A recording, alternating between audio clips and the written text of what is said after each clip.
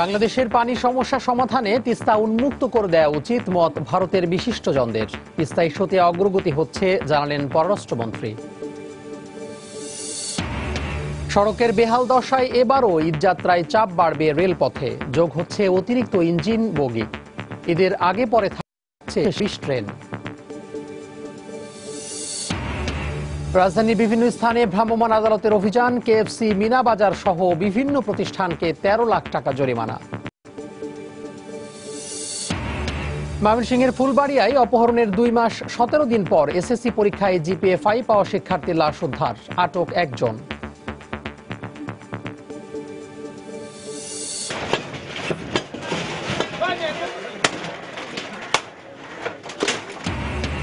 চট্টগ্রামে বরিশাল কলোনিতে গুড়িয়ে দেওয়া হলো শতাধিক মাদকের আস্তানা। মঙ্গলবার রাতে বিভিন্ন জেলায় গুলিতে নিহত 9।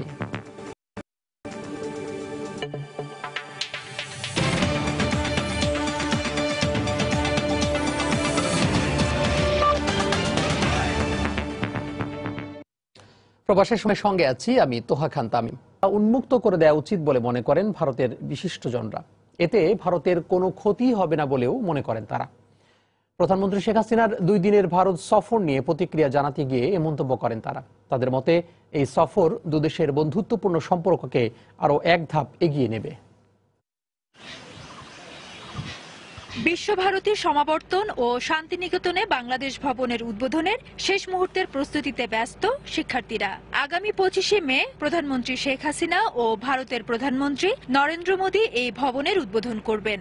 শান্তিনিকেতনে এমন একটি ভবন নির্মাণের মধ্য দিয়ে দুদেশের সাংস্কৃতিক বিদ্যমান সম্পর্ককে আরো বাড়িয়ে তুলবে বলে অভিমত এই শিক্ষাবিদের। তবে তিস্তার বিষয়ে সমাধান হওয়া উচিত বলে মনে করেন এই বিশিষ্টজন। তিস্তা চুক্তিটা হোক, বাংলাদেশের জল সমস্যার একটা সমাধান হোক।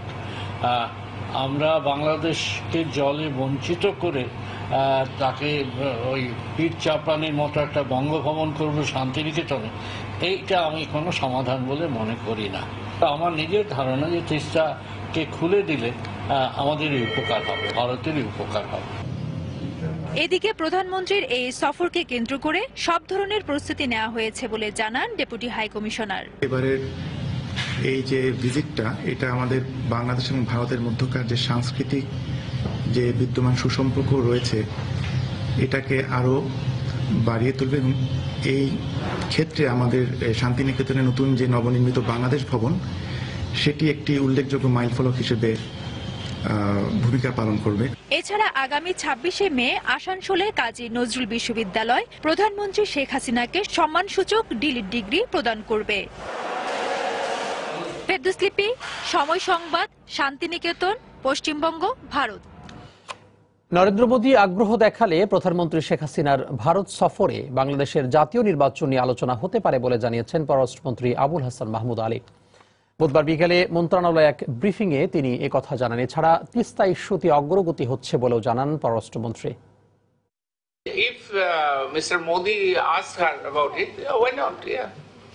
Between two friends, friendly neighbors, India is our largest neighbor, main neighbor. মিয়ানমারের সঙ্গে যে আলোচনা করা এটা খুবই দুরূহ ব্যাপার। এগুলো বলে তো কোনো লাভ নেই, কারণ এগুলো হলো আপনি বলছেন যে গতিতে হচ্ছে, তাহলে 100 বছর লাগবে, তাই তো? নাকি 100 বছর না, মানে 2-3 বছরে হচ্ছে না আর কি। এটা কি আপনারা কনভিন্সড? এটা তো আপনি বলতে পারেন না। না, আপনি কি কনভিন্সড? না, কোনটাতে কনভিন্সড যে এটা 2 বছরের মধ্যে সবাই চলে যাবে? না, আমি কোনো সময়সীমা দিতে পারবো না, কারণ জিনিসটা তো আমার হাতে না। এটাই জানতে হবে। কিন্তু অবশ্যই আমরা আশাবাদী। এবার অন্য প্রসঙ্গ। সড়কের বেহাল দশার কারণে এবার ঈদযাত্রায় চাপ থাকবে রেলপথে। তারই প্রস্তুতিতে এরই মধ্যে ব্যস্ত সময় পার করছে রেল সংশ্লিষ্টরা। ঈদের আগে 5 দিন ও পরের 7 দিন দেয়া হবে বিশেষ ট্রেন, যোগ হচ্ছে অতিরিক্ত ইঞ্জিন ও বগি। এছাড়া যে কোনো অনাকাঙ্ক্ষিত পরিস্থিতি মোকাবিলায় রেলওয়ে প্রস্তুত থাকবে বলেও জানিয়েছেন রেলমন্ত্রী। খলিলুর রহমানের ক্যামেরায় আরো জানাচ্ছেন রাশেদ লিমন। শুরু হয়নি আনুষ্ঠানিক ঈদযাত্রা, তবুও রোজার শুরু থেকেই বাড়ছে রেলের চাপ। ঈদের চাপ এড়িয়ে চলতে যাদের সম্ভব হচ্ছে তারাই পরিবার পাঠিয়ে দিচ্ছেন বাড়ির পথে। সড়ক পথে বেহাল দশা, তার উপর বর্ষা মৌসুম, সব মিলিয়ে ঈদযাত্রায় এবারও চাপ বেশি থাকবে এই রেলে। যানজট নেই, এটাই হলো সবচেয়ে বড় আরাম। ট্রেনে দ্রুত যেতে পারছি। যেভাবে যানজট লেগে থাকে, ট্রেনে আমার যদি সে সময়টা একটু কম হয়, সেজন্য আমি ট্রেনে এসেছি। আগে গেলে সুবিধা যে গ্যাঞ্জামে পড়া যায় না, পরে টিকিট পাওয়াটা কঠিন হয়ে যায়। তাই তো শেষ বেলায় ব্যস্ত সময় পার করছে রেলের ওয়ার্কশপগুলো। নতুন বগি তৈরি, পুরাতন বগি মেরামত সহ ঈদের জন্য ঝালাই করে নেওয়া হচ্ছে ইঞ্জিন। অধিকাংশই মেরামতের শেষ পর্যায়ে রয়েছে। আমরা আশা করছি ঈদের পূর্বেই এই কোচগুলি ডিভিশনে হস্তান্তর করতে পারবো। স্বাভাবিক অবস্থায় রেলে প্রতিদিন 2,70,000 যাত্রী চলাচল করে, আর ঈদে তা বেড়ে হয় 3.5 লাখ। আর শেষ 3 দিনে এই সংখ্যা আরও বেড়ে যায়। চলমান 160টি কোচের সঙ্গে অতিরিক্ত যুক্ত হবে আরও 10টি নতুন কোচ। ঈদের আগে 5 দিন ও পরে 7 দিন পূর্বাঞ্চলে 24টি ও পশ্চিমাঞ্চলে 23টি বিশেষ ট্রেন চলবে। এর মধ্যে ঈদের দিন সকালে শোলাকিয়ায় রয়েছে বিশেষ সার্ভিস। চাপ সামলানোর পাশাপাশি যে কোনো অনাকাঙ্ক্ষিত পরিস্থিতি মোকাবেলায় থাকছে কুইক রেসপন্স টিম। রেললাইন বসে যাবে অথবা কোথাও দুর্ঘটনা ঘটবে, এগুলি আগাম বলার কোনো সুযোগ নাই। তারপরেও যদি কোনো জায়গায় দুর্ঘটনা ঘটে, সাথে সাথে তাদেরকে শতভাগ সেবা দেওয়ার জন্য আমাদের সকল প্রস্তুতি সম্পন্ন। বৃহস্পতিবার সংশ্লিষ্টদের সঙ্গে বৈঠক শেষে আগাম টিকিটের দিনক্ষণ জানাবেন রেলমন্ত্রী। স্বাভাবিক সময়ের চেয়ে কয়েক গুণ বেশি যাত্রী থাকার কারণে প্রতি বছরই ঈদ উল ফিতর এলে মোটামুটি হিমশিম খেতে হয় রেলওয়ে কর্তৃপক্ষকে। এবারও এই বাড়তি চাপ সামাল দিতে প্রস্তুত তারা। তবে শুধু সক্ষমতা বৃদ্ধি নয়, পাশাপাশি যাত্রী সেবার মান নিশ্চিত করার তাগিদ দিচ্ছেন সাধারণ মানুষ। রাশেদ লিমন, সময় সংবাদ, ঢাকা। ঈদকে সামনে রেখে বেড়ে গেছে ছিনতাই ও চাঁদাবাজি। নগরের বড় বড় শপিং মলগুলোতে নিরাপত্তা ব্যবস্থা জোরদার করা হলেও অসহায় ক্ষুদ্র ব্যবসায়ীরা। তবে আইনশৃঙ্খলা রক্ষাকারী বাহিনী বলছে, গুরুত্বপূর্ণ জায়গায় বসানো হয়েছে সিসিটিভি ক্যামেরা। এর মাধ্যমে খুব সহজেই ধরা যাবে অপরাধীকে। শাহরিয়ার জামান দীপের রিপোর্ট। অন্যান্য সময়ের থেকে ঈদকে কেন্দ্র করে রাজধানীর বিপণী বিতানে চাপ বাড়ে সাধারণ মানুষের এই ভিড়ের সুযোগে তৎপর হয়ে ওঠে এক শ্রেণীর অসাধু চক্র। ঈদ আসলেই দৌরাত্ম্য বেড়ে যায় ছিনতাইকারী এবং চাঁদাবাজদের। ফুটপাত থেকে মহাসড়ক, ক্ষুদ্র ব্যবসায়ী থেকে বড় ব্যবসায়ী, চাঁদাবাজদের হাত থেকে রেহাই মেলে না কারোরই। আর ঈদকে কেন্দ্র করে চাঁদার পরিমাণ বেড়ে যায় কয়েক গুণ। পুলিশ আছে, মহল্লার পোলাপেন আছে। নর্মালি যদি দেওয়া লাগতো আগে 20,000 টাকা, এখন এটা পরিবর্তন হয়ে 40,000-এ যাইতেছে। যদি এই চাঁদাটা না দিতাম, তারপরে আমাদের মাল সাবানা, আমাদের জিনিসপত্র অনেক কমে বিক্রি করতে পারতাম।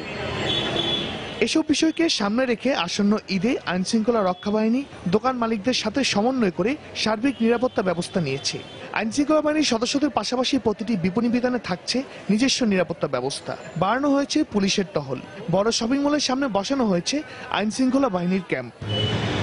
অন্যান্য বছরের তুলনায় আসন্ন ঈদকে কেন্দ্র করে ছিনতাই এবং চাঁদাবাজি ঠেকাতে এবার আরো বেশি তৎপর আইনশৃঙ্খলা বাহিনী। তারা বলছে, ছিনতাই এবং চাঁদাবাজি ঠেকাতে এবার নেওয়া হয়েছে প্রযুক্তির সহায়তা। এই ধরনের অপরাধ আমাদের সমাজে আছে, সবগুলা বিষয়ের প্রতি আমাদের নজরদারি আছে এবং ঢাকা মহানগর পুলিশের সবগুলা ইউনিট, বিশেষ করে ডিটেকটিভ ব্রাঞ্চ, ডিবির পক্ষ থেকে পর্যাপ্ত নিরাপত্তামূলক ব্যবস্থা এবং এই সমস্ত বিষয়ে প্রতিকারের জন্য প্রতিদিন আমাদের টিম কাজ করে যাচ্ছে। দোকান মালিক সমিতির পক্ষ থেকে জানানো হয়েছে, বাড়ানো হয়েছে নিজস্ব নিরাপত্তা কর্মীর সংখ্যা। রাতের বেলা চুরি ও ছিনতাই ঠেকাতে বসানো হয়েছে নাইট ভিশন ক্যামেরা। প্রতিটা মার্কেটে পর্যাপ্ত পরিমাণে সিসি ক্যামেরা এবং আই ভিশন ক্যামেরাগুলো আমাদের সংযুক্ত আছে এবং মার্কেটগুলিতে মহিলা সিকিউরিটি গার্ড এবং পুরুষ গার্ড আমাদের পর্যাপ্ত পরিমাণে রয়েছে। পাশাপাশি আমরা কমিউনিটি পুলিশিং এর ব্যবস্থা করেছি সিকিউরিটি দেওয়ার জন্য।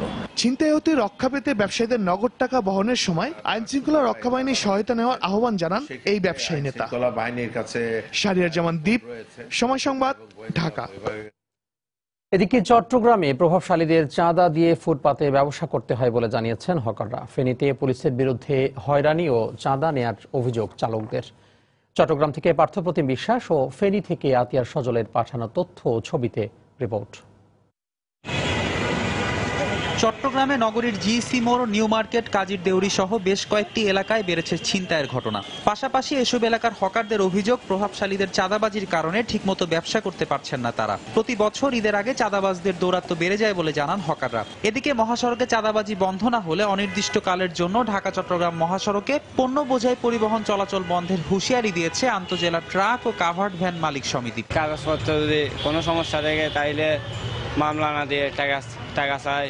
বিভিন্ন বইপুরি সংগঠনের নামে কিছু কিছু মানুষ এসে দাঁড়িয়ে হকারদেরকে নানা ধরনের অত্যাচার করে, যে টাকা দাও, টাকা না দিলে বসতে পারবে না। বিভিন্ন সড়কে ওরা পুলিশের সহায়তা তারা চাঁদাবাজি করতেছে, ওই চাঁদাবাজি বন্ধ করতে হবে। যদি আমরা তারপরও এসব আশু সমাধান না হয় তাহলে আমরা আমাদের নিজের গাড়ি আমরা বন্ধ করে রাখতে বাধ্য হব। তবে এসব অভিযোগ অস্বীকার করে চাঁদাবাজি ও ছিনতাইয়ের বিরুদ্ধে তৎপর বলে জানিয়েছে পুলিশ।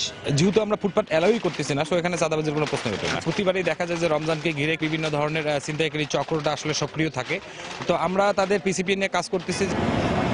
ফেনীতে ঢাকা চট্টগ্রাম মহাসড়কের বিভিন্ন এলাকায় চাঁদাবাজির শিকার হতে হয় চালকদের। টোলের পাশাপাশি বিভিন্ন পয়েন্টে পুলিশকে টাকা দিতে হয় তাদের। স্টারলাইন পাম্পের এখানে খরচ হওয়ার সময় হাইওয়ে পুলিশের দিতে হয়, গাড়ি ধরে রাখে হাইওয়ে পুলিশের দিই, ইন্দি আবার টোল দিই, মহিপালে শ্রমিক চাঁদা দিই। ঢাকা চট্টগ্রাম মহাসড়কের ফেনী জেলার ফতেহপুর, লালপুল, মুহুরীগঞ্জ, মহিপাল, বিশিক এলাকায় গাড়ি চালকদের সবচেয়ে বেশি হয়রানির শিকার হতে হয়। ফেরদৌস নির্ঝর, সময় সংবাদ। ময়মনসিংহের ফুলবাড়িয়ায় অপহরণের 2 মাস 17 দিন পর এসএসসি পরীক্ষায় জিপিএ 5 পাওয়া এক শিক্ষার্থীর লাশ উদ্ধার করেছে পুলিশ। বুধবার রাত 12টার দিকে উপজেলার কেশরগঞ্জ এলাকা থেকে তার লাশ উদ্ধার করা হয়। পুলিশ জানায়, মঙ্গলবার মোবাইল ফোনের সূত্র ধরে আল আমিন নামে এক প্রতিবেশীকে আটক করা হয়। পরে তার দেয়া তথ্যের ভিত্তিতে প্রধান আসামি তুষারের ঘরের মেঝে খুঁড়ে মেহেদীর লাশ উদ্ধার করে পুলিশ। গত 6 মার্চ ময়মনসিংহের ফুলবাড়িয়া থেকে এসএসসি পরীক্ষার 2 দিন পর মেহেদী হাসান বাবুকে অপহরণ করে 6 লাখ টাকা মুক্তিপণ দাবি করে দুর্বৃত্তরা। ঘটনায় মেহেদীর মা বাদী হয়ে তুষার নামে এক প্রতিবেশীকে আসামি করে ফুলবাড়িয়া থানায় মামলা করেন। পরে তুষারকে গ্রেফতার করলেও জামিনে মুক্তি পায় সে।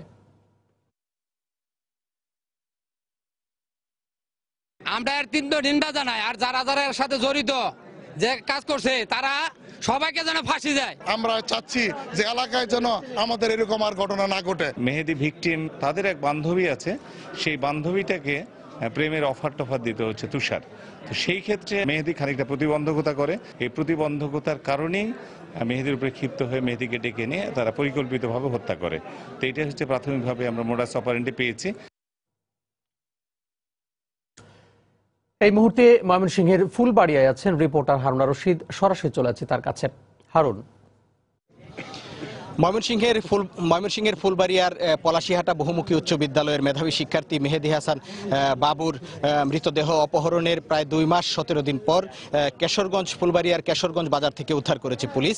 এখানে পুলিশের জেলা গোয়েন্দা সংস্থার এলআইসি শাখা তথ্য প্রযুক্তি ব্যবহার করে এই তথ্যটি উদ্ঘাটন করেছে এবং এখানে যে 2জন আসামি আছে তুষার এবং আলামিন, তাদেরকে গ্রেপ্তার করে এবং তাদের দেওয়া তথ্য মতেই ফুলবাড়িয়ার কেশরগঞ্জ বাজার থেকে মেহেদী হাসান বাবুর লাশ উদ্ধার করা হয়। তুষার যে আসামি আছে তা সেই তুষারের নিজস্ব গুদাম ঘরের মেঝে খুঁড়ে মাটির নিচ থেকে এই লাশটি উদ্ধার করা হয়। এই উদ্ধার অভিযানের নেতৃত্ব দিয়েছেন ময়মনসিংহের পুলিশ সুপার সৈয়দ নুরুল ইসলাম। আমরা একটু তার কাছ থেকে জানতে চাইবো যে আসলে কি ঘটনাটা ঘটেছিল, কিভাবে উদ্ধার করলেন, কোত্থেকে উদ্ধার করলেন, আর কারা জড়িত কেন হয়েছে একটু যদি বলেন। মেহেদী হত্যাকাণ্ডটা অত্যন্ত চাঞ্চল্যকর এবং গত মার্চ মাসের 6 তারিখে মেহেদী মূলত নিখোঁজ হয়। তারপর থেকে আমাদের কাছে তথ্য আসে এবং আমরা একটা পর্যায়ে দেখলাম যে যেই 2জন হত্যা করেছে তুষার এবং আলামিন, তারা হত্যা করেছে তুষারের বড় ভাইয়ের যে গদিঘর আছে, সেই গদিঘরের পিছন দিকে আরেকটা ঘর আছে, সেই ঘরের ভিতরে হত্যা করে সেখানেই পুঁতে রেখেছে। অথচ হত্যাকাণ্ডের পরে আমাদেরকে মিসগাইড করেছে যে মোবাইল ফোনটি মেহেদী ব্যবহার করতো, সেই মোবাইল ফোনের ভিতরে অন্য একটি সিম ঢুকিয়ে ভয়েস নকল করে সেটা অপহরণ এবং মুক্তিপণের দাবি করেছে। আমাদেরকে মিসগাইড করে ঢাকা পর্যন্ত, ঢাকা, মিরপুর, যাত্রাবাড়ি, এই সকল জায়গা পর্যন্ত নিয়ে গেছে এবং আমরা তথ্য প্রযুক্তি ব্যবহার করে মূলত সব দিকে দৌড়িয়েছি। সর্বশেষ আমাদের কাছে একটা ক্লু আসে যে হত্যাকারী তুষারই এবং একটা পর্যায়ে তুষারকে কনফাইন করে তুষার একটা পর্যায়ে অত্যন্ত ব্যাপক ইন্টারোগেশন মধ্যে দিয়ে সে স্বীকার করে এবং তারপরে আলামিনের কথা বলে, আলামিন একইভাবে স্বীকার করে। তাদের দেখিয়ে দেওয়া জায়গাটি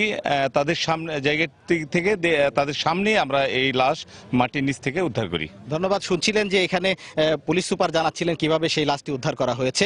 যে তুষার আসামি, যাকে প্রথম থেকেই সন্দেহ করা হচ্ছিল এবং মামলার একমাত্র আসামি, তার কেশরগঞ্জ বাজারের যে ঘর আছে সেই ঘরের মেঝে খুঁড়েই তাকে উদ্ধার করা হয়েছে এবং এ বিষয়ে তদন্ত চলছে এবং তদন্ত অনুযায়ী তাদের বিরুদ্ধে আইনানুগ ব্যবস্থা গ্রহণ করা হবে বলে জানিয়েছেন ময়মনসিংহের পুলিশ সুপার। তো এই ছিল আমার কাছে ফুলবাড়িয়ার কেশরগঞ্জ বাজার থেকে মেহেদী হাসান বাবুর লাশ উদ্ধারের সর্বশেষ খবর। প্রবাসের সময় আরও থাকছে, সোনা আমদানি লাইসেন্স দেওয়ার বিধান রেখে স্বর্ণ নীতিমালা 2018 মন্ত্রিসভা কমিটিতে অনুমোদন, শিগগিরই শুল্ক নির্ধারণ।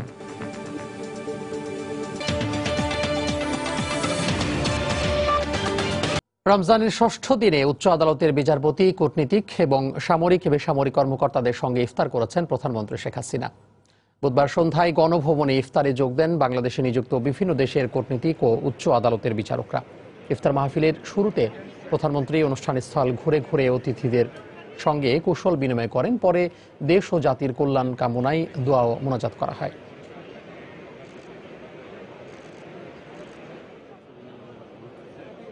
শেখ মুজিবুর রহমান সাহেব সহ ওনার পরিবার। অতি শীঘ্রই 1 লাখ রোহিঙ্গাকে ভাষাঞ্চলে স্থানান্তর করা হবে বলে জানিয়েছেন প্রধানমন্ত্রী শেখ হাসিনা। জাতিসংঘের আন্ডার সেক্রেটারি জেনারেল এবং ইউএফপির নির্বাহী পরিচালক নাটালিয়া কানেমের সঙ্গে সৌজন্য সাক্ষাৎকালে প্রধানমন্ত্রী একথা জানান। বুধবার সকালে প্রধানমন্ত্রী কার্যালয়ে তিনি সৌজন্য সাক্ষাৎ করেন। প্রধানমন্ত্রী প্রেস সচিব এহসানুল করিম জানান, রোহিঙ্গাদের মানবিক কারণে বাংলাদেশে আশ্রয় দেওয়া হয়েছে উল্লেখ করে প্রধানমন্ত্রী বলেছেন, স্থানীয় জনগণও তাদের সহায়তা করছে। বর্ষা মৌসুমের বিভিন্ন সমস্যার কথা তুলে ধরে প্রধানমন্ত্রী বলেছেন, মিয়ানমার যতদিন না তাদের নাগরিকদের ফিরিয়ে নেয় ততদিন তারা ভাষাঞ্চলে অস্থায়ী ক্যাম্পে বসবাস করতে পারবে। কক্সবাজার সফরের তৃতীয় দিনে রোহিঙ্গা ক্যাম্প পরিদর্শন করেছেন ইউনিসেফের শুভেচ্ছা দূত বলিউড অভিনেত্রী প্রিয়াঙ্কা চোপড়া। মিয়ানমার থেকে বাংলাদেশে আশ্রয় নেওয়া রোহিঙ্গাদের সার্বিক পরিস্থিতির খোঁজ খবর নেন তিনি। সফর শেষে বৃহস্পতিবার নিজ দেশে ফেরার কথা রয়েছে তার। কক্সবাজার প্রতিনিধি সুজাউদ্দিন নবীলের তথ্য, ছবি নিয়ে রিপোর্ট। বুধবার সকালে কক্সবাজারে উখিয়ার জামতলী রোহিঙ্গা আশ্রয় শিবিরে যান বলিউড অভিনেত্রী প্রিয়াঙ্কা চোপড়া। এ সময় ইউনিসেফ পরিচালিত নারী ও শিশু কেন্দ্রে নির্যাতিত রোহিঙ্গাদের সঙ্গে মত বিনিময় করেন। শোনেন রোহিঙ্গা নারীদের উপর নির্মম নির্যাতন ও গণহত্যার কথা। পরে পায়ে হেঁটে অপুষ্টিজনিত রোগে আক্রান্ত নারী ও শিশুদের সেবা কার্যক্রম ঘুরে দেখেন ইউনিসেফের এই দূত। ইউনিসেফের চাইল্ড ফ্রেন্ডলি স্পেস সেন্টারে গিয়ে শিশুদের সাথে নানা রকম খেলা, ছবি আঁকা ও আড্ডায় মেতে ওঠেন প্রিয়াঙ্কা।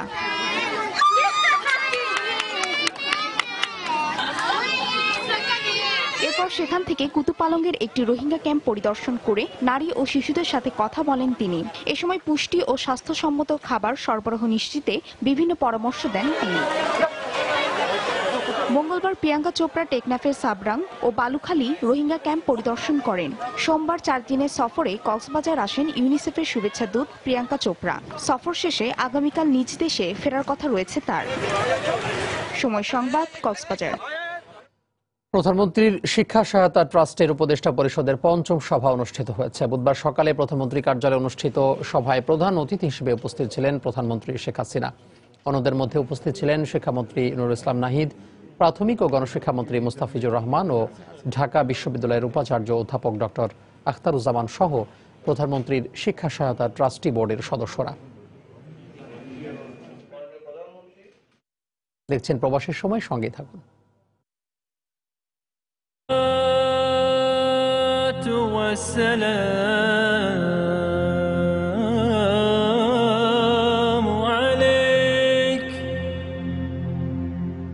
উডেন টেবিলের দারুণ সব ডিজাইন থেকে বেছে নিন আপনার পছন্দেরটি।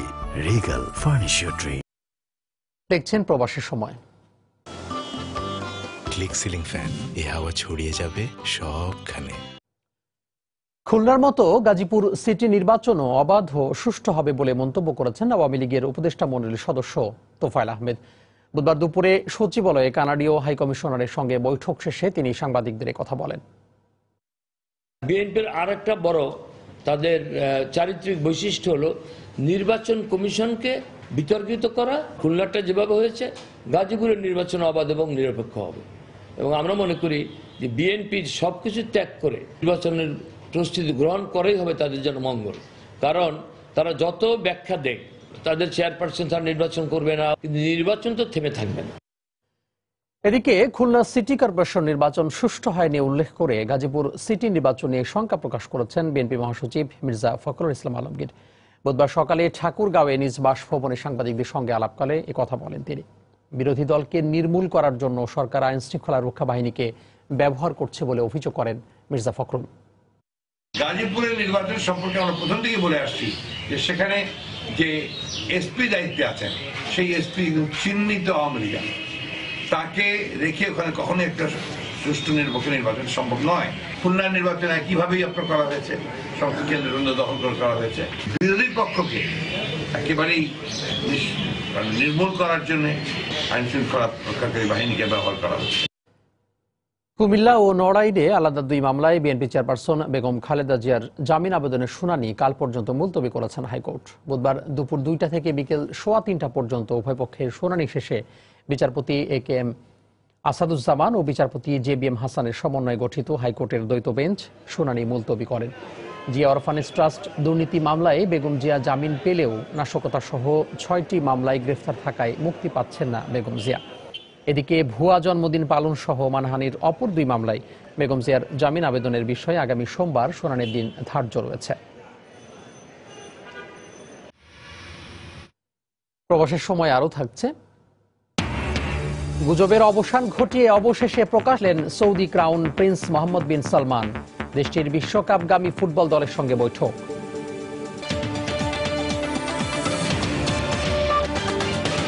রাজধানী শান্তিনগর ও ধানমন্ডিতে অভিযান চালিয়ে মিনাবাজার KFC সহ বিভিন্ন প্রতিষ্ঠানকে 13 লাখ টাকা জরিমানা করেছেন ভ্রাম্যমাণ আদালত। প্রতিষ্ঠানগুলোর বিরুদ্ধে নির্ধারিত মূল্য না রাখা, খাবারে কৃত্রিম রং, অপরিশোধিত পানি ও তেলের ব্যবহার এবং BSTI এর লোগো ব্যবহার করে অনুমোদনহীন পণ্য বিক্রির প্রমাণ পাওয়া যায়। রমজান মাসের শুরু থেকেই ভেজাল বিরোধী অভিযান জোরালো করেছে প্রশাসন। বুধবারও রাজধানীর শান্তিনগরে মিনা সুপার শপে অভিযান চালায় DMP ও BSTI এর ভ্রাম্যমাণ আদালত। এ সময় সিটি কর্পোরেশন নির্ধারিত দামের সাথে গরু ও খাসির মাংসের দামের অমিল থাকায় 1 লাখ টাকা ও অনুমোদন ছাড়া BSTI এর লোগো ব্যবহার করে অননুমোদিত পণ্য বিক্রির দায়ে জরিমানা করা হয় আরও 1 লাখ টাকা। এখানে BSTI অনুমোদন লোগো লাগানো আছে একটা প্রোডাক্টে, কিন্তু আসলে BSTI ইন্সপেক্টর প্রসিকিউশন দিয়েছেন যে এটা BSTI অনুমোদন নাই। 450 টাকা লিখে রাখছে গরুর বাক্স, বাসায় গরুর কলিজা লিখে রাখছে 545 টাকা। আবার ওখানে লিখে রাখছে খাসির মাংস 720 টাকা, খাসির কলিজা লিখে রাখছে 555 টাকা। তো এটা মন গড়া তারা এই রেটগুলো বসাইছে।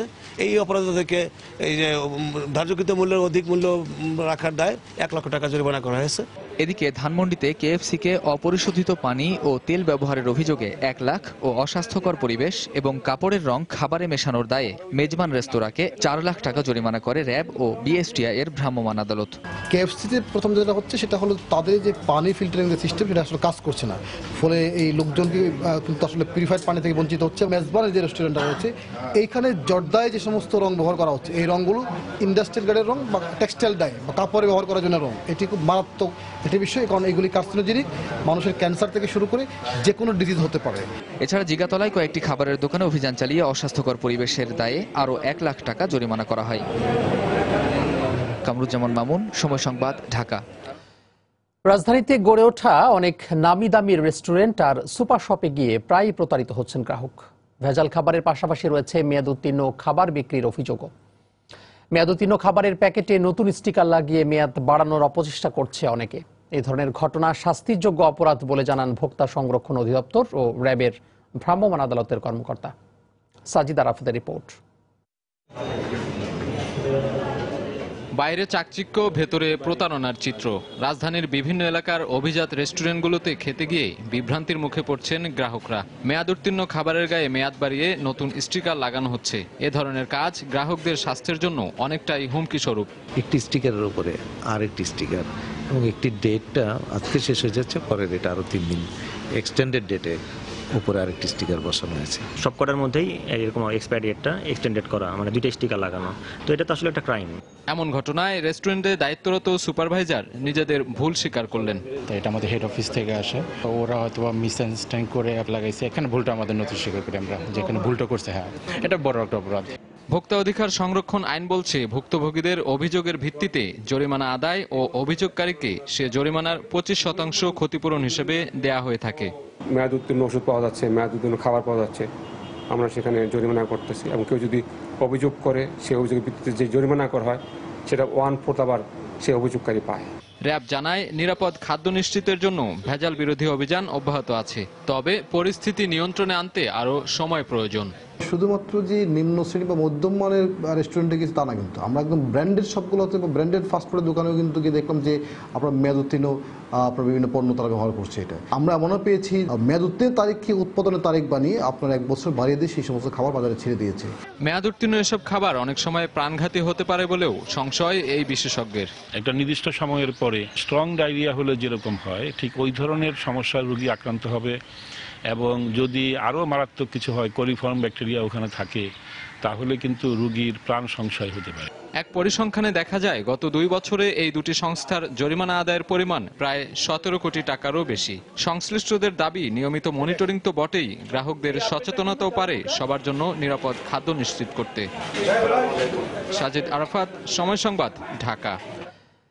চট্টগ্রামের মাদক সাম্রাজ্য হিসেবে পরিচিত বরিশাল কলোনিতে অভিযান চালিয়ে অন্তত শতাধিক মাদকের আস্তানা গুঁড়িয়ে দিয়েছে পুলিশ। বুধবার সকালে নির্বাহী ম্যাজিস্ট্রেট তৌহিদুল ইসলামের নেতৃত্বে এই অভিযান চালানো হয়। বস্তির আড়ালে অবাধে এখানে মাদকের ব্যবসা চলত বলে জানিয়েছে পুলিশ। বন্দরনগরী চট্টগ্রামের মাদক সাম্রাজ্য হিসেবে পরিচিত বরিশাল কলোনির অন্তত 100-র বেশি মাদক আস্তানা গুঁড়িয়ে দিয়েছে আইনশৃঙ্খলা বাহিনী। সকালে নির্বাহী ম্যাজিস্ট্রেট তৌহিদুল ইসলামের নেতৃত্বে এই অভিযান শুরু হয়। মূলত 2 দশক আগে রেলওয়ের মালিকানাধীন এই জায়গায় বস্তিঘর করে তোলা হয়েছিল, আর নাম দেওয়া হয়েছিল বরিশাল কলোনি। আর যেখানে গড়ে ওঠে মাদকের আস্তানা, শুক্রবার রাতে এখানে র্যাবের সাথে বন্দুকযুদ্ধে 2 মাদক ব্যবসায়ীর মৃত্যু হয়। এরপর প্রতিপক্ষ মাদক ব্যবসায়ীরা এই বস্তিকে দখলের জন্য মরিয়া হয়ে ওঠে, এমনকি তারা কয়েকবার সশস্ত্র অবস্থায় এখানে মহড়া দিয়েছে। আর এরই প্রেক্ষিতে সংঘাত এড়াতে পুলিশ এই মাদক আস্তানাটি ঘুরিয়ে দেওয়ার সিদ্ধান্ত নেয়। আজকে আমরা এই অভিযানে এই পারমিটেড যে বাসা আছে, রেলের যে কলোনি, এর চারদিকে যে অবৈধ স্থাপনাগুলো আছে যেগুলো মাদকের আখড়া হিসেবে ব্যবহৃত, সেগুলোকে আমরা আজকে উচ্ছেদ করছি এবং আমাদের এই যে অভিযান এটি অব্যাহত থাকবে। গত কয়েকদিনের রিপিটেডলি যে আমরা অপারেশনগুলো করছি, ফলে এখানকার যে মাদক ব্যবসায়ী ছিল সবাই এখান থেকে চলে গেছে। এই ঘরগুলো খালি, আপাতত আমরা এই খালি ঘরগুলো আমরা উচ্ছেদ করছি। রেলওয়ে স্টেট বিভাগের কর্মকর্তারা জানিয়েছেন মূলত এখানে রেলওয়ের কর্মচারীদের স্টাফ কোয়ার্টার ছিল, তারা সেই বাসা না থেকে পার্শ্ববর্তী ঘর তুলে মাদক ব্যবসায়ীদের ভাড়া দিয়েছিল। পুলিশ কর্মকর্তারা জানিয়েছেন এখানে কোনো রকম মাদক ব্যবসা আর করতে দেওয়া হবে না। আর একটা গ্রুপ এই মাদক ব্যবসাটা নিয়ন্ত্রণ করার চেষ্টা আছে, আমরা কোনোভাবেই এটা হতে দেব না। এর জন্য এই মাদক ব্যবসা বন্ধের জন্য এবং এদের আস্তানা গুড়িয়ে দেওয়ার জন্য যা যা করণীয় আমরা আজ থেকে সেই ওয়াদা করেছি। 80-র দশকে গড়ে ওঠা এই বরিশাল কলোনিতে 100-র বেশি রয়েছে মাদক আস্তানা, আর এখানে রয়েছে অন্তত 10 জনের বেশি প্রভাবশালী মাদক ব্যবসায়ী। অভিযোগ রয়েছে পুলিশ সহ আইন শৃঙ্খলা বাহিনীকে ম্যানেজ করে এতদিন পর্যন্ত এখানে মাদক ব্যবসা চলে আসছিল। এখানকার স্থানীয় বাসিন্দারা বারবার অভিযোগ করা সত্ত্বেও আইন শৃঙ্খলা বাহিনী কোনো ব্যবস্থা নেয়নি বলে অভিযোগ তাদের। চট্টগ্রামের বরিশাল কলোনি থেকে কমল দে, সময় সংবাদ। এদিকে অব্যাহত মাদক বিরোধী অভিযানে মঙ্গলবার রাতে কুষ্টিয়ায় 2 জন সহ দেশের 8 জেলায় মোট 9 জন নিহত হয়েছে। র্যাব ও পুলিশের দাবি বন্দুকযুদ্ধে তাদের মৃত্যু হয়। এসব ঘটনায় আহত হয়েছে ওসি সহ পুলিশের অন্তত 11 জন সদস্য। ঘটনাস্থল থেকে উদ্ধার করা হয়েছে অস্ত্র ও মাদকদ্রব্য। পুলিশ জানায় মঙ্গলবার রাতে কুষ্টিয়ার কুমারখালীর লাহিনীপাড়া এলাকায় অভিযান চালানো হয়। এ সময় উপস্থিতি টের পেয়ে পুলিশকে লক্ষ্য করে গুলি ছোড়ে মাদক ব্যবসায়ীরা। পুলিশও পাল্টা গুলি ছোড়ে, এতে ফটিক নামের এক মাদক ব্যবসায়ী গুলিবিদ্ধ হয়ে মারা যায়। এ ঘটনায় 4 পুলিশ সদস্য আহত হন। পরে তাদের উদ্ধার করে সদর হাসপাতালে ভর্তি করা হয়। একই সময় ভেড়ামারা এলাকায় গুলিতে অপর একজন নিহত হয়। এদিকে ঢাকা চট্টগ্রাম মহাসড়কে ফেনীর কালীপাল এলাকায় চেকপোস্ট বসিয়ে তল্লাশি চালায় র্যাব। এ সময় কক্সবাজারের টেকনাফ থেকে ছেড়ে আসা ঢাকামুখী একটি প্রাইভেট কারকে গতিরোধের নির্দেশ দেওয়া হয়। নির্দেশ অমান্য করে প্রাইভেট কার থেকে র্যাবকে লক্ষ্য করে গুলি ছোড়া হয়। এ সময় র্যাবও পাল্টা গুলি ছোড়ে, এতে মোহাম্মদ ফারুক নামের একজন গুলিবিদ্ধ হয়। ঘটনাস্থল থেকে অস্ত্র, গুলি ও মাদকদ্রব্য উদ্ধার করা হয়। জব্দ করা হয় একটি প্রাইভেট কার। এরকম একটা ঘটনা জানতে পারার সাথে সাথে আমাদের সদর থানার ওসি সাহেব তাদের সঙ্গীয় ফোর্স নিয়ে ঘটনাস্থল পরিদর্শন করে এবং ঘটনাস্থলে যে একজনকে আহত অবস্থায় দেখতে পায়। পরবর্তী পর্যায়ে র্যাব কর্তৃক সেটাকে সদর হাসপাতালে নিয়ে আসার পরে ডিজিজড বডিকে মৃত ঘোষণা করেছে। র্যাব কর্তৃক মামলার প্রস্তুতি চলছে বলে আমি জানতে পেরেছি। রংপুর মেডিকেল কলেজ হাসপাতাল কর্তৃপক্ষ জানায় মঙ্গলবার রাত 3:30টার দিকে হাসপাতালে একজনের লাশ নিয়ে আসে পুলিশ। পুলিশের দাবি নিহত ব্যক্তি মাদক ব্যবসায়ী, মারা গেছে বন্দুকযুদ্ধে। এ ঘটনায় 8 পুলিশ সদস্য ভর্তি হন হাসপাতালে। প্রাথমিক চিকিৎসার পর 3 জনকে ছেড়ে দেওয়া হয়। পুলিশ একটি ডেড বডি নিয়ে আসে যার মাথায় একটা ক্ষত ছিল এই, আর ওনাদের 8 জন আসেন, যার ভিতরে 5 জনকে ভর্তি করে। এছাড়া ঠাকুরগাঁওয়ে 1 জন, কুমিল্লায় 1 জন ও গাইবান্ধায় গুলিতে আরও 1 জনের মৃত্যু হয়। মনিরুজ্জামান প্রান্ত, সময় সংবাদ। এদিকে রংপুরের মিঠামইনে মাদক মামলায় ফাঁসানোর ভয় দেখিয়ে চাঁদাবাজির অভিযোগে 2 পুলিশ সদস্যকে প্রত্যাহার করা হয়েছে। মাদক সম্রাট সংসদে আছে বলে অভিযোগ করে জাতীয় পার্টির চেয়ারম্যান হোসেন মোহাম্মদ এরশাদ বলেছেন, কঠোর আইন করে এদের বিচারের আওতায় নিয়ে আসতে হবে। বুধবার সন্ধ্যায় এক ইফতার মাহফিল যোগ দিয়ে জাতীয় পার্টির চেয়ারম্যান এই আহ্বান জানান। সরকার মাদক বিরোধী অভিযান শুরু করেছে। প্রতিদিন মানুষ মরছে তথাকথিত বন্দুক যুদ্ধে। তাদের পরিচয় কি? আমরা তাদের পরিচয় জানতে চাই। দেশের মানুষ তাদের পরিচয় জানতে চাই। এমনি করে মানুষ মারা বিচার বহির্ভূত ভাবে এটা কোনো দেশ মেনে নিতে পারে না। মাদকের যারা সম্রাট তারা তো আমাদের সাথে আছেন এই সংসদে, তাদের তো কিছু হয় না। আগামী সংসদে আইন পাশ করুন, আইন পাশ করুন, যারা মাদকের সাথে জড়িত তাদের মৃত্যুদণ্ড দেওয়া হবে। এবার প্রবাসের খবর। সংযুক্ত আরব আমিরাতে সৈয়দ ফাউন্ডেশনের উদ্যোগে প্রবাসী বাংলাদেশিদের নিয়ে চতুর্থবারের মতো কোরআন তেলাওয়াত প্রতিযোগিতা অনুষ্ঠিত হয়েছে। বুধবার শারজা হুদাইবিয়ার একটি রেস্টুরেন্টের হল রুমে এই প্রতিযোগিতার আয়োজন করা হয়। 3 দিনব্যাপী আয়োজিত এই কোরআন প্রতিযোগিতায় আবুধাবি, আল আইন, দুবাই ও উত্তর আমিরাতের প্রতিযোগীরা অংশ নেন। আগামী বৃহস্পতি, শুক্র এবং শনিবার দ্বিতীয় পর্বের প্রতিযোগিতার বাছাই পর্ব হবে। আলহাজ মোস্তফা মাহমুদের সভাপতিত্বে অনুষ্ঠানের প্রধান অতিথি হিসেবে উপস্থিত ছিলেন সৈয়দ আহাদ ফাউন্ডেশনের চেয়ারম্যান ক্যাপ্টেন সৈয়দ আবু আহাদ।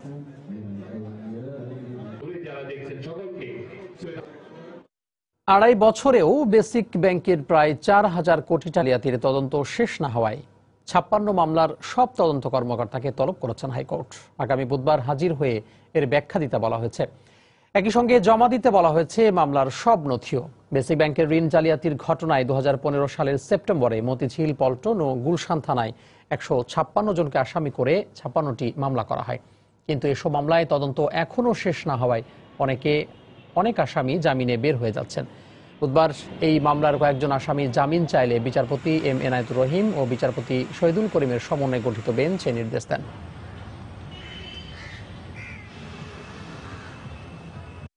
বেসিক ব্যাংকের মামলার তদন্তকারী সকল কর্মকর্তাকে আগামী বুধবার সশরীরে হাইকোর্টে হাজির হওয়ার জন্য নির্দেশ দিয়েছেন। বাচ্চুকে নিয়েই পুরো সমস্যাটা আমি যদ্দূর মনে করি অ্যাজ এ প্রসিকিউটর হিসেবে ওনাকে কেন বারবার তলব করা হচ্ছে, জিজ্ঞাসাবাদ করা হচ্ছে, এরপরেও সে কোনো আসামি হচ্ছে না। আব্দুল হাই বাচ্চুর বিষয়টাই মুখ্য হয়ে দাঁড়িয়েছে কিনা সেটা একটা বিচার্য বিষয়। স্বর্ণ আমদানি লাইসেন্স দেওয়ার সিদ্ধান্ত নিয়েছে সরকার। বাংলাদেশ ব্যাংকের অনুমোদিত আমদানিকারকের মাধ্যমে স্বর্ণ আমদানির বিধান রেখে স্বর্ণ নীতিমালা 2018 অনুমোদন করেছে অর্থনৈতিক বিষয়ক মন্ত্রিসভা কমিটি। বুধবার সচিবালয় কমিটির বৈঠকের পর অর্থমন্ত্রী আবুল মাল আব্দুল মুহিত সাংবাদিকদের বলেন, আমদানির লাইসেন্স দেওয়ার সিদ্ধান্ত হলেও এর ফি ও স্বর্ণের আমদানি শুল্ক এখনো নির্ধারণ করা হয়নি। নতুন হলো আমদানি করবো, এতদিন তো আমদানি হতো না, সব স্মাগলড হতো। Tax will be not very much, এটা তো licence delay will bring it. Bangladesh bank থেকে নিতে হবে, এটা এখন ক্যাবিনেটে যাবে, ক্যাবিনেটের সিদ্ধান্ত হওয়ার পরে কার্যকরী হবে। রক্তনালীর টিউমারে আক্রান্ত সাতক্ষীরার 11 বছরের শিশু মুক্তামণি মারা গেছে। বুধবার সকাল 8টার দিকে নিজ বাড়িতে মারা যায় সে। দুপুরের পর বাড়ির পাশে পারিবারিক কবরস্থানে তাকে দাফন করা হয়। সাতক্ষীরা প্রতিনিধি মমতাজ আহমেদ পাপির তথ্য ও ছবি নিয়ে রিপোর্ট। গত কয়েকদিন ধরেই শারীরিক অবস্থার অবনতি হচ্ছিল সাতক্ষীরার মুক্তামণির। ছড়িয়ে পড়েছিল সংক্রমণ, সাথে তীব্র জ্বর। বেঁচে থাকার আশা ছেড়ে মুক্তামণি যখন চিকিৎসকদের আপ্রাণ চেষ্টায় আবারও জীবনের সুবাস পেতে শুরু করেছিল, তখনই তার এভাবে চলে যাওয়ায় পুরো পরিবার স্তব্ধ। গতকাল সদর হাসপাতালের চিকিৎসকরা বাড়িতে গিয়ে মুক্তামণিকে চিকিৎসা দেন, কিন্তু রাতে তার অবস্থার আরো অবনতি হয়। সাতক্ষীরা সদরে নিয়ে ওর গায়ে তো একটু রক্ত কম, এখন ওখানে নিয়ে দেখা যায় 2-1 দিন পরে ভর্তি করে রক্ত দেওয়ার মতো ব্যবস্থা করেন। এখন আমি সেই মোতাবেক মানে স্যারদের সাথে কথা বলে কমপ্লিট করে রাখছিলাম। আমার শোনা বলতে আমি ঘুম পারবো, আমার আব্বু ডেকে দাও, আব্বু গেল তাও কথা বললো না, সেই ঘুম পড়লো আস্তে আস্তে, আমি মনে করতে ঘুম পড়ি, ওরে আল্লাহ রে কি ঘুম পড়লো। ঢাকা মেডিকেলের বার্ন ইউনিটের সমন্বয়ক সামন্তলাল জানান, অতিরিক্ত রক্তক্ষরণের কারণে রক্ত স্বল্পতা দেখা দিয়েছিল মুক্তামণির। মুক্তামণির মৃত্যুটা সত্যি এটা খুবই শকিং, আমাদের জন্য খুবই খারাপ লাগছে। আমরা যারা এটার সাথে জড়িত ছিলাম সবাই কিন্তু খুবই দুঃখ পেয়েছে। মুক্তামণির বাড়িতে আমি 2 জন ডাক্তার পাঠাই সাতক্ষীরা থেকে, ওরা দেখেও বললো যে স্যার খুবই রক্তশূন্যতা, ইমিডিয়েটলি রক্ত দিতে হবে। সেই অনুযায়ী আমি বলছিলাম যে তাহলে সাতক্ষীরা হাসপাতালে অন্তত ভর্তি করে রক্তটা দেওয়া হোক, কিন্তু সেই সুযোগও হলো না। 2017 সালের জুলাই মাসের প্রথম সপ্তাহে গণমাধ্যমে সংবাদ প্রকাশের পর মুক্তামণির চিকিৎসার দায়িত্ব নেন প্রধানমন্ত্রী শেখ হাসিনা। এরপর ঢাকা মেডিকেলের বার্ন ইউনিটে ভর্তি করার পর পরীক্ষায় ধরা পড়ে মুক্তামণির ডান হাতটি রক্তনালীর টিউমারে আক্রান্ত। কয়েক দফা চিকিৎসার পর তার ওই হাতের অতিরিক্ত মাংসপিণ্ড অপসারণ করা হয়। দীর্ঘ 6 মাস চিকিৎসার পর গত 22 ডিসেম্বর হাসপাতাল থেকে বাড়ি ফিরে যায় মুক্তামণি। সময় সংবাদ, সাতক্ষীরা। দস্যুতা ছেড়ে আত্মসমর্পণ করল সুন্দরবনের আরো 6টি জলদস্যু বাহিনীর 54 জন সদস্য। বুধবার সকালে খুলনায় র‍্যাব 6 কার্যালয়ে স্বরাষ্ট্রমন্ত্রীর কাছে নিজেদের 58টি অস্ত্র ও 1284 রাউন্ড গুলি জমা দেন তারা। এদের মধ্যে সূর্য, ছোট শামসু ও মুন্না বাহিনী র‍্যাব 8-এর মাধ্যমে এবং বাকি 3টি বাহিনী র‍্যাব 6-এর মাধ্যমে আত্মসমর্পণ করে। আত্মসমর্পণকারীদের স্বাভাবিক জীবনে ফিরতে সরকার সব রকম সহায়তা করবে বলে জানান স্বরাষ্ট্রমন্ত্রী। রিপোর্ট খাট মাহমুদ রুমেলের। অন্ধকারের জীবনে অনেক হয়েছে হাঁটা, এবার দস্যুতা ছেড়ে স্বাভাবিক জীবনে ফেরার পালা। আত্মসমর্পণের সুযোগটা অনেকদিন ধরেই খুঁজছিলেন সূর্য, ছোট শামসু ও মুন্না বাহিনীর সদস্যরা। সম্প্রতি সময় সংবাদের কাছে স্বাভাবিক জীবনে ফেরার আকুতিও জানায় তারা। এক সপ্তাহের মাথায় দেশি বিদেশি অস্ত্র ও বিপুল পরিমাণ গোলাবারুদ সহ নিজেদের র‍্যাব 8-এর হাতে সঁপে দিলেন তারা। শুধু সূর্য বাহিনী নয়, স্বাভাবিক জীবনে ফেরার প্রত্যয়ে এদিন সুন্দরবনের আরেক জলদস্যু বাহিনী ছোট শামসুর দলও অস্ত্র ও বেশ কিছু গুলি সহ আত্মসমর্পণ করে। আজকে আমি আমার টিম নিয়ে আমি আত্মসমর্পণ করতে পেরেছি, এখন আমি খুবই ভালো লাগতেছে।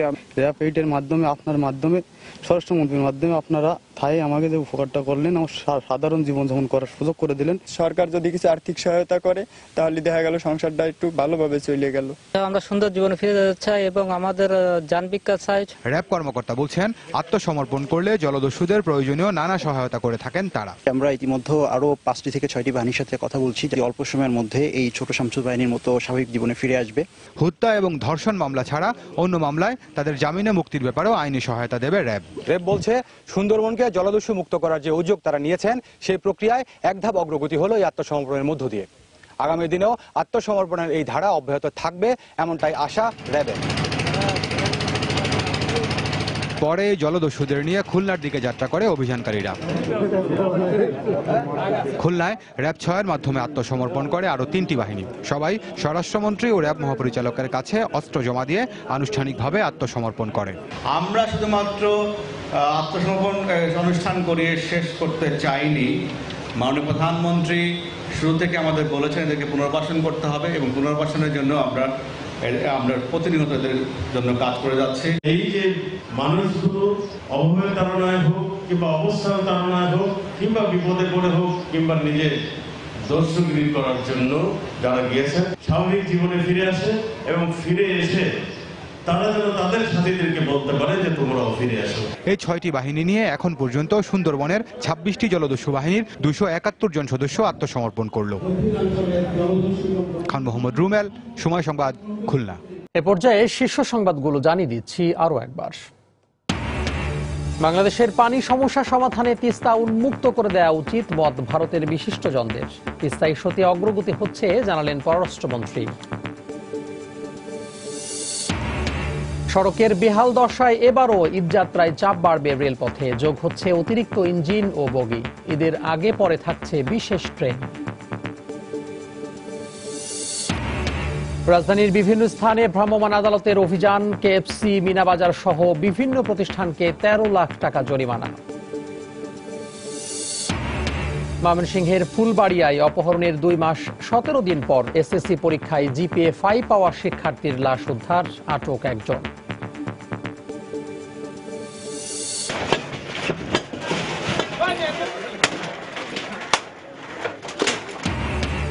চট্টগ্রামে বরিশাল করণীতে গুড়িয়ে দেওয়া হলো শতাধিক মাদকের আস্তানা। মঙ্গলবার রাতে বিভিন্ন জেলায় গুলিতে নিহত 9।